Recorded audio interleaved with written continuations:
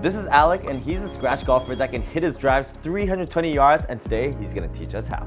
Let's talk a little bit about your background. One is you're a baseball player, so you have really good foundations of a swing. Yeah, power generation for sure. One thing I think they should know is that I asked you earlier, have you ever hit it not 300 yards? Yeah, I mean, I always hit it hard, but when I first started golf, baseball player, just right over the top. I used to hit those big wiping 2 fairways across cuts. I was basically a liability on the golf course. Okay. So I used to hit it maybe only 240 in the straight line, a little more to the right, but no, power generation was never an issue, but hopefully today I can tell you about it and how to get some for yourself. Yeah, so a lot of them, they're probably averaging around like 230 to 260, 270 yards. So I like to know what you do differently that gives you that extra distance. Sure, and I mean, there's a couple mechanical things we're gonna talk about, but there's also some innate differences that people have in their bodies. And I mean, maybe I'll just start with that. Sure. I'm 6'3", so got long arms, 6'6" wingspan. Golf swing is an arc. Club head on an arc, you elongate the arc with longer arms and a bigger frame. The ball's gonna go further, the club head's gonna travel faster. That being said, if you're a tall guy, good for you. You got a high ceiling. But if you're a short guy, look at Rory McIlroy. He's strong, makes up for it with muscles. He's 5'8", I think. Okay, wow, oh really? Yeah, short king. But he's biggest or longest driver in the league, I think, next to DeChambeau maybe. And he gains his power another way, using perfect mechanics, smash factor, maximizing the efficiency use of his body. Right. And that's what we're gonna try to talk about for the average person or the other golfers. So how do you approach your drive shot? What do you do? Well, when you're trying to hit driver, first of all, you don't always want to hit it far. So you've got your standard shot, which you want to approach to normally, ball position a little up. You want to swing it kind of like normal, but your goal isn't to hit down on it. You're trying to hit up on it. 2 to 6 degrees is sort of the goal. But when you're really trying to get power, that's when you can start implementing tools like ground force, which a lot of professionals talk about. You can see this in other sports like baseball, where when you swing, your lead leg pushes off to load the hips and trigger the hips to go a lot faster. And that's sort of what we're going to be talking about today. It's probably my most prominent difference in my swing. All right, ground force. Why don't you right now show us a demo of something that doesn't have ground force versus something with ground force? You know what? I'm gonna have to try really hard not to. But I will. I'll try. Fortunately for me, coming from baseball, when I got into golf, I was already pushing off my lead foot, so I always had the power. But let's try and hit one with a little less lead leg. That was sort of a standard swing. I didn't really push off my leg. I caught it a little high, so it's not too far. Right. Probably could have picked up an extra 20 on that. But when it comes to my swing, I'm really getting down and popping off. Right. Jump. Okay. You'll see, if you put it in slow-mo or something, you'll see my foot ends up here when I swing. And then the harder you swing, the more that sort of goes.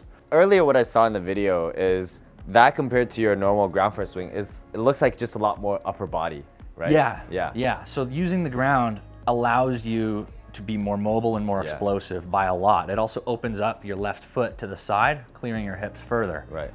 But this motion you're doing is not a common sense motion. It's counterintuitive, it's a little tricky. Let's say if we were to just throw a ball using this, right?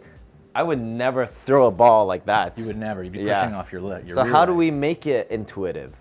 Well, that comes down to drills and practice. If you were trying to maybe sledgehammer something, trying to hit something here, it doesn't make sense to just turn and whip. You can just squat down and up, and it kind of comes through. That's a bad analogy. Let's cut that. Terrible analogy. I haven't thought of one. It kind of makes sense, because let's say if you were really trying to hit something here, sledgehammer, and assuming you have to hit 100 times, you have to find also efficiency in generating maximum power here. Because you can generate power swinging through like this, but you're also getting really tired swinging like this all the time. Using your core and your arms, and et cetera. Yeah. But I mean, drills, you can see them all over the place. What a lot of people do is they practice squatting down, turning, and pushing up. The idea is to feel the left leg explode back. And DeChambeau talks about this in some of his videos, where he'll load the swing to the top, come through, and jump. And you can practice it like that. You can hit shots and literally move your entire body. You might look a little silly, but you'll gain that ground force use and that power. You want to show us a shot where you do exactly like, do you ever practice hitting the ball using that? I haven't had to, fortunately, but I can. So I can I'll do a standard swing of mine where I will obviously use my lead leg, and then I'll do sort of a long drive-esque, harder swing where I really focus on the explosion. you can highlight the two differences. So let's start with standard. That was more of a standard swing for me. Okay. Your swing is so fast, it's actually really hard to tell what you're doing. We have to slow this down to see. On camera, you'll see as I came through, my foot actually came back, back to here. And that's your standard swing. That's my standards, that's my driver swing. I mean, if I'm hitting a wedge, I'm not gonna be trying to hit it 140 yards, exploding. But yeah, off the tee with the driver, when I'm trying to maximize distance, I will just pop off that left foot. Okay. And you see it in a lot of professionals, it's very standard practice to get a little bit of a movement. Aberg, one of the most reliable drivers in the PGA, very concise, small swing. He gets out like that. Right. Watch him in slow-mo, watch him on YouTube. He does it very, very well, and he's one of the best drivers on tour. When you're talking about extreme driver force, if you're really trying to show off to your friends, or even for drilling this in, you can over-exaggerate, and you can try to hit balls like this. I mean, not accurate, but the left leg explosion was definitely there. We picked up some serious club head speed, getting up to 128 or so. 34 it says. So one thing I'm curious about when you're doing this is when you burst your leg backwards like this, what you're also doing is rotating your whole torso this way. Absolutely. But that seems like it messes up with your contact point. There's reasonable limits. If I'm trying to swing as hard as I can, you're gonna run into trouble. Look at long drive competitions. They're spraying the ball all over the place. That's how that goes. Right. But that's just how you're gonna train it into your swing. You know, golf's all about exaggerations. You can't try to develop a feel without going too far. Okay. You need to push past what you think it is. So if you really practice extreme and then you forget about it almost and go to hit a ball, it'll start happening naturally in smaller proportions. Well, what adjustments will you need to be making to this? Because one of your mistakes that you hit is often really left, which makes sense, especially if you're rotating this way, right? Yeah, if I'm going extreme, for sure, I'll hit pulls and I'll maybe get too far up and cast the hands through. But then again, like, that was me trying to emphasize the exaggeration of my left side. I would almost never ever hit a golf ball on course like that. Yeah. Well, for a lot of them, when they're practicing, they're gonna try to exaggerate as well, and that's gonna happen to them. Yeah, you might lose a ton of accuracy. That's absolutely But how, after that exaggeration, how do they bring it back into their normal shot so it doesn't go left? So, I mean, for me, when I've been learning golf, everything I try to learn and emphasize, I over-exaggerate, just like this with the explosive leg.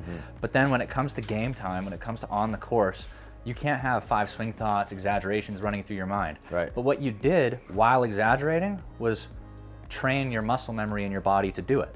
So when you go to hit the ball after doing one range session of exploding off your left leg, you're not gonna be doing it. You're not gonna naturally explode to the extent you were when you forced yourself to, but your body will implement it to 10 to 30% maybe, right? I mean, you can try that. I'm sure most of you experienced it with golfing. When you work with extremes, and then you forget about them, you try to just hit a golf shot, your body replicates what it's been training to do. So that's sort of the whole principle there. So it makes sense what we're trying to do now, right? Trying to push off the ground, explode with our legs. What are some common mistakes you think you're gonna see people make when they're trying to do this? I think a common mistake, I mean, not necessarily with this in specific, but if we talk about power generation mistakes, people get really confused with swaying. They do a lot of back and forward lean, thinking they're getting through the ball. That's not at all what you want to do. You want to rotate properly, and this leg thing helps you force that rotation even more. Another common mistake with power generation would be over-swinging or elongating your swing too much. People like to look at John Daly, you know, fantastic golfer, but his swing is fundamentally problematic. Getting across the line with a bent elbow like this, that's really hard to replicate. And I mean, the club's getting longer, your arc's getting longer, you're gonna swing harder like John Daly, but the guy was a phenom. He was super capable at returning that club to perfect position. I'm not John Daly, you're not John Daly, we're not supposed to do that. So at the end of the day, you have to implement these tools and these drills while staying within yourself and what you're able to replicate. Does that sort of answer your question? Sure. Okay. So that's pretty much it. Anything else you want to include? Swing hard. Sure. It's actually proven. Driver off the tee, most people struggle when they try to tone it back so much that they can't replicate their feelings. It's a lot easier to hit a full shot than a half shot, right? Interesting. So if you're taking driver off the tee, don't be afraid. Hit a hit full your drive. shot, but not an over full shot. Yeah. Don't go over your full shot, Don't which go is over what your most full people do. shot. All right, let's end this video with a good full shot. Okay, good full shot on You can course. do your standard shot. On course.